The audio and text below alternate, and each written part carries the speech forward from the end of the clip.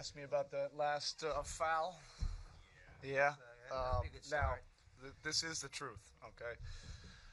The last 2 years in the summer when I've gone over to Slovenia, I've seen that technique from European coaches that they take the foul so they can have the ball at the end. The first time I saw it, I thought, wow, that's interesting. And then I kept on seeing it over and over and over. That is not why we did that tonight.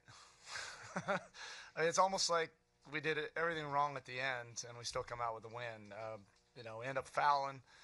I understand what he shoots from the free throw line, and then we leave J.J. Redick wide open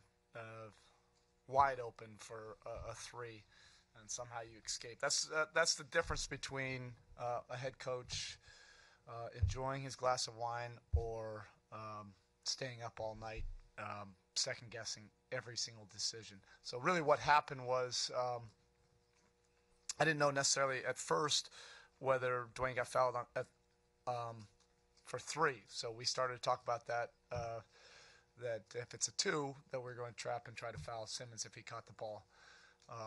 Then it was for three, and so Gorn was trying to get my attention and saying, are we doing this at three?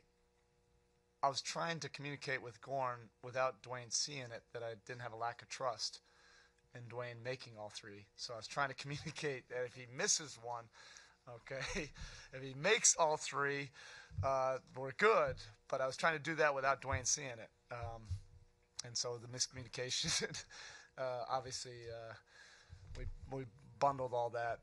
So Dwayne fouled, but I'll tell you what, he's got guts. If you ask him right now, he would do that again just so he could get the ball back and win the game. That's what makes him, I guess, who he is. There's something about Dwayne Wade when you put that Miami Heat jersey on and play in front of these fans. He becomes somebody very special. Can you elaborate? You know what? Yesterday, I mentioned this to the staff and some of my friends. He's really been working at it, trying to get in shape, get in rhythm. We knew he'd have a little bit of a different role with us than he did, at Cleveland. But yesterday in practice was the first day that I recognized him, and I thought that was the guy that I remembered. And he did about 6 or 7 things in practice where everybody stopped and looked around and said, okay, well, that's a little bit different than what we've seen all year long. But he's really been working at it. And he loves those moments in front of this crowd when you get there in the fourth quarter and the crowd is rocking like it was tonight. He feels an incredible sense of calm and peace in those pressure moments. Erik, getting before to that, when you put Dwayne back in, what were your thoughts then as far as what you wanted him to do? Was it more of settling, and he's been such a good playmaker lately? In other words, when you put him back in that situation, what did you think before the dramatics? We wanted a little bit of a different look instead of just attacking their strength of their defense. Embiid is very good in the paint, and KO was giving us some good action. So there are different layers to that. We didn't necessarily have to get to the other layers with KO and Gorn because Dwayne found his rhythm and got to a sweet spot and made some big plays. We say it all the time. It's a cliche, but sometimes it becomes a make or miss league. You just have to have one of those guys or the type of guys that make. So many of these games lately were going against you, the last shots and all that. Did you see this getting over the hump recently, or is this the type of game that can really be a springboard? Yeah, before the All-Star break, I thought we were really starting to make strides, and we kept on mentioning to the team that we're poised for a breakthrough. You just, Pat used to always say it: you prime the pump, keep on priming the pump, and then the water just gushes eventually. And this doesn't guarantee that we've had our breakthrough, but what better life as a professional would you rather have than have these kind of games every single game, that are hotly contested, that are going down the stretch, and you really get measured in pressure moments. These are the games that you think about during the summer. Hate to bring up the other side. Can you fill us in on the injuries to Wayne Ellington and Tyler Johnson, please? Yeah, they both got crushed on screens.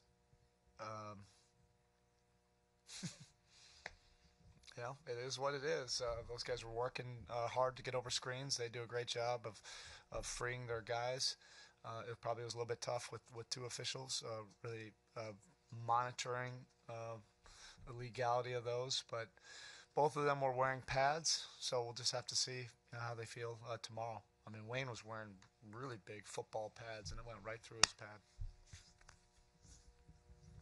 It was basically along the lines of what Ira asked you, but just I guess the level of concern, because Wayne obviously missed a month last year with the bruised thigh. He says right now it's nowhere near that, but there's no way to tell.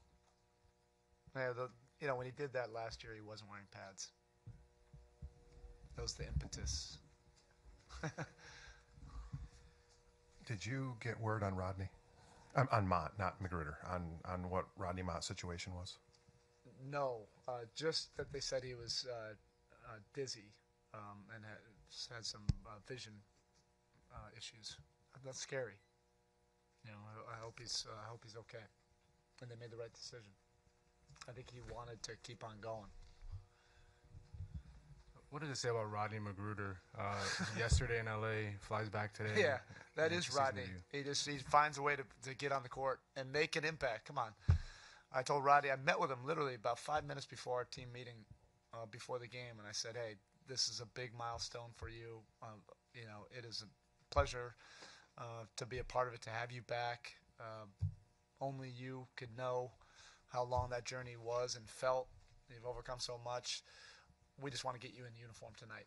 I'm not going to play you, but it's great just to have you in uniform. And then bang, guys are going out left and right, and Rodney's there looking at me, and I'm, all right, get in there. And then the next thing you know, he's making a couple defensive plays and then knocks down a big three. And speaking about the comebacks, Kelly Olynyk, it seems like you might have also played him a little more than you Yeah. thought. What did you think of his overall effort, and what did you sense that he brought to change the dynamic? Yeah, it's pretty clear to see. He really adds to the dimension of your offense because of his skill set, his versatility, his shooting ability, his IQ, his ability to pass. But you can do more things. Your offense looks more fluid. Your players look better usually when KO's on the court. And defensively, I know he's kicking himself for giving up that three at the end of Sarge, but he does a lot of little things. He's in the right spot so many times. He really helps your rebounding too, because he's one of our best blackout guys. I did play him way more than I anticipated. It was tough to get him out of the game. Hassan, double-double, diving on the floor Yeah, multiple times. Just it was a different level of energy. It was great. I just told him, I said, if you didn't play the first 4 minutes of the game, okay, that's where I was. He's just trying to feel his way into this game. No, it's time right now. Drop kick those 4 minutes out of this building. He was terrific. That's the vision of the guy we want.